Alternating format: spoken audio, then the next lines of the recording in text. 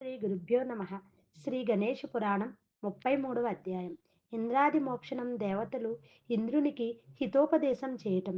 ఓ రుక్మాంగద, ఈ విధంగా గౌతమ ముని వద్ద అనూజ్ఞను పొందిన దేవతాగణములు ఇంద్రుడు క్రిమి అయి దాగి ఉన్న సరోవర తీరానికి వెళ్ళి ఇలా అన్నాడు: ఓ ఇంద్ర, నీవు బయటికి రమ్ము. దేవర్షి అయిన నారదునితో కలిసి గౌతముని ఆశ్రమానికి వెళ్ళి అతనిని ప్రసన్నుని చేసుకొని అనుగ్రహాన్ని పొంది నీ సన్నిధికి వచ్చాము. నీ శాప నివృత్తికి, దోష పరిహారానికి తగిన ఉపాయాన్ని కూడా తెలుసుకుని వచ్చాము. అనుగ్రహమూర్తి అయిన ఆ ముని వరంగా నీకు ఉపదేశాన్ని కూడా ఇచ్చాడు.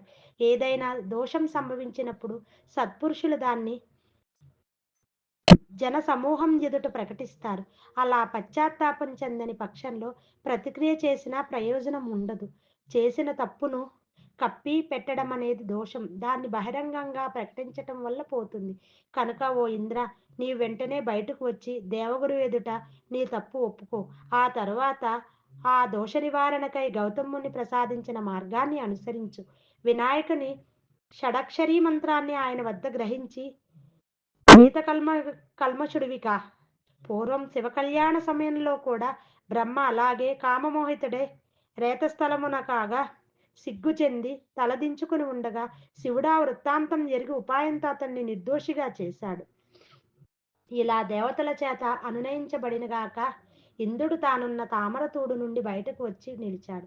శరీరమంతా రసివోడుతూ మల్లెమైన శరీరంతో దుర్వాసన కొడుతూ భరించలేనంత దుర్భరుడై ఉండగా ఆ దేవతలు తమ ముక్కులను మూసుకున్నారు. అప్పుడు స్నానం చేసి పరిశుద్ధుడైనాక ఇంద్రుడు ఆచమించి శుచిర్భుతుడవగా బృహస్పతి అతనికి గణేష్ షడక్షర మహామంత్రాన్ని ఉపదేశించాడు. ఆ ఉపదేశం చెవిన పడినంతనే ఇంద్రుడు దివ్య సుందరమైన దేహాన్ని పొందాడు. ఋషి శాపం వలన సంక్రమించిన 1000 భగములు యోని చిహ్నములు కన్నులుగా మారాయి. ఎప్పుడైతే ఇంద్రుడిలా దివ్య దేహాన్ని దాల్చాడో దేవతలు తమ హర్షద్వేష హర్షద్వేగాన్ని హర్షోద్వేగాన్ని ప్రకటిస్తూ జయజయధ్వానాలు చేశారు. గంధర్వులు తమ సుమధుర గళాలతో గాత్రాన్ని ఆలపించారు. దేవతలందరూ సంతోషంతో పుష్పవృష్టిని కురిపించారు. నారదుడు మొదలైన మునులంతా దేవతలకు రాజైన ఇంద్రుణ్ణి ఆశీర్వదించారు. కొందరు దేవతలు అతన్ని ఆలింగనం చేసుకున్నారు. మరికొందరు దేవతలు అతడిని స్తుతించారు. ఓ ఇంద్ర, నిన్ను తిరిగి పొందడంతో మేము కృతార్థులమైనాము. చంద్రుడు లేని రేయి, తల్లిదండ్రులు లేని శిశువులాగే నీవు లేని అమరావతి నగరం కూడా శోభించటం లేదు అన్న దేవతల వచనాలను విని ఇంద్రుడెంతో సంతోషించి ప్రసన్న హృదయంతో ఆ దేవతలను గురించి ఇలా అన్నాడు: ఓ దేవతలారా, నారదముని వాక్యాల చేత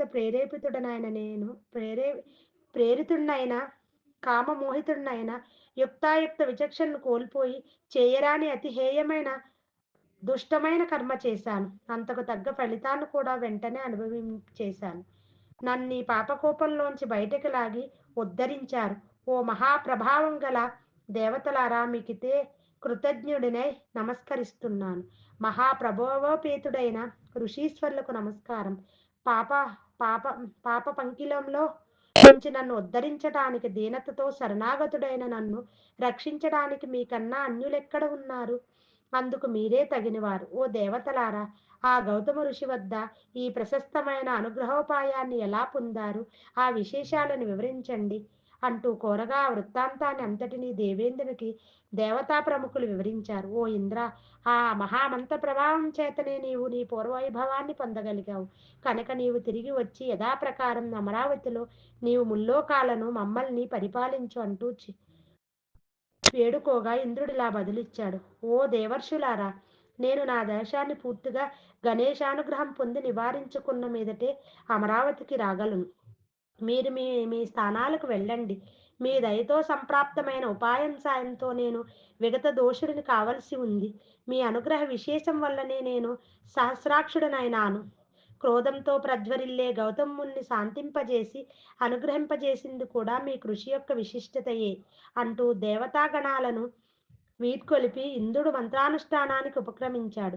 ఇది శ్రీ గణేష పురాణం ఉపాసనాఖండంలోని ఇంద్రశాప మోక్షణం అనే 33వ అధ్యాయం సంపూర్ణం.